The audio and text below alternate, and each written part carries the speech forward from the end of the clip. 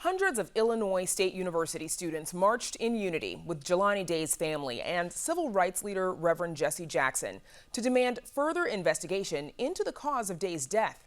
The Illinois State University graduate student was last seen on campus in late August. His remains were found in early September before being identified later that month. And just yesterday, the LaSalle County Coroner said that Day drowned, but his family is still asking federal agencies to get involved.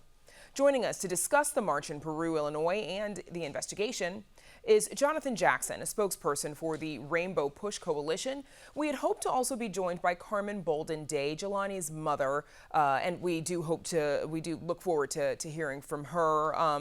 Jonathan Jackson, thank you for joining us.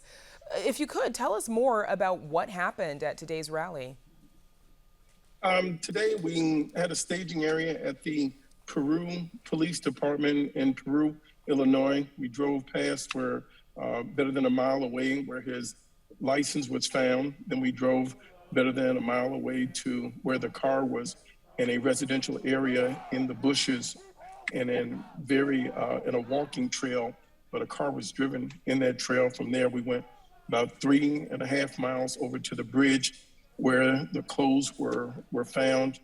And then we went to the final place where the body came down shore about 1.5 miles from there. Okay. So students from those campuses from Central Illinois all gathered asking for justice for Jelani. His parents and family members were there. And it sounds like we know his belongings were found scattered about and in different places from where his car and, of course, his body were found. What is it that you are asking of from Peru law enforcement? Well, we're asking justice for Jelani Day. The case starts in Bloomington, Illinois, so it's Bloomington's case. And the mother who invited us as the Rainbow Push to come down and assist her in seeking justice for her child. They've not been in communication with her. They say it's multi-jurisdictional, that it starts in Bloomington, then it goes to LaSalle County. Items were found in Peru, the city, with buttresses against LaSalle, the city, which is in LaSalle, the county. The clothes were found on state property on a state road. The body was recovered by a state agency in the river. So we're asking for the Attorney General, since there's this multi-jurisdictional dropping of the ball and no one is taking leadership, no one's calling the parents back, no one's talking to them, and there's discrepancy in the cases. The man's eyes were out of his head, the jawbone was broken, teeth were missing. They said the organs had been dissolved because they had been in the river for better than a week. There's too many inconsistencies. Jelani could swim, he was 25 years old, he's healthy, he was en route to medical school. We simply want questions answered. And Jonathan, we know that yesterday Reverend Jesse Jackson visited with students and staff at Illinois State University. He has compared this case to that of Emmett Till. What are the similarities you see here? How are you certain that that foul play or hate crime could be at work here? We're not saying hate crime, we're saying the gruesomeness of the body. A coroner that knew Jelani could not recognize the remains after 7 to 10 days. The mother was never able to see the body. We've been told there have been 3 autopsies that have all major discrepancy. The mothers had to pay for 2 autopsies, 2 private autopsies. What the coroner did for LaSalle County that issued the report yesterday was very disingenuous and very insulting.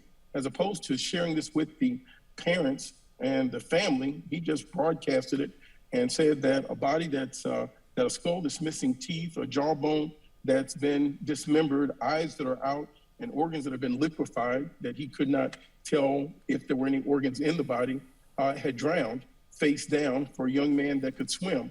It makes no sense. So we're simply trying to ask the community to get involved. We've had 2 business persons to step forward and say they're offering rewards for people that can lead to tips to help us solve this crime. This is a family of veterans. The mother and father are both veterans. It's a family of five. They're all in college. And Jonathan, it makes no sense. Sorry to interrupt, but we've got just a couple more minutes, and I wanted to mention that the LaSalle County coroner, as we said, did identify the cause of death as drowning, but has said that we don't know how Jelani ended up in the river. And as you just said, as well as university and staff have said that students and staff have said that he's an avid swimmer and was on the university's swim team, that his mother is paying for a private autopsy. Do you know when we might know the results of that autopsy? No, we would expect that to be imminent, probably in the next week or two. But to the point that how can this coroner, not release those findings to the parents, number one, but he says it publicly. Number two, he says that there weren't organs in there and that the lungs that had been dissolved had water in them after having been in the lake, in the river for the last 10 days. He's a very dishonorable person, is what I would tell you about the coroner. And that's why there was a second and a third.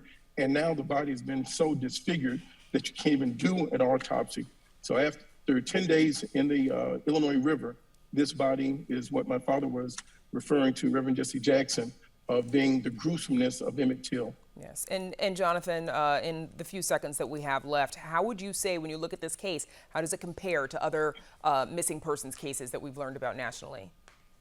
Well, I would tell you that what we've seen in, I would tell you not just missing persons, but the power of the Attorney General. When it's multi-jurisdictional, it starts in Bloomington and they're not sharing information. The car is going back and forth. It's evidence in between counties where the crime scene has not been roped off and no one is leading the investigation. That's why we're specifically asking for the Illinois Attorney General. We saw this same sort of scenario happen. Yeah, we saw this happen in Minnesota with George Floyd. When it was a question on jurisdiction, Keith Ellison, the Attorney General, stepped forward and brought all the agencies together. We're asking for that sort of leadership in Kwame Raoul. It's certainly a tragic case either way. Jonathan Jackson, thank you so much for joining us. Thank you.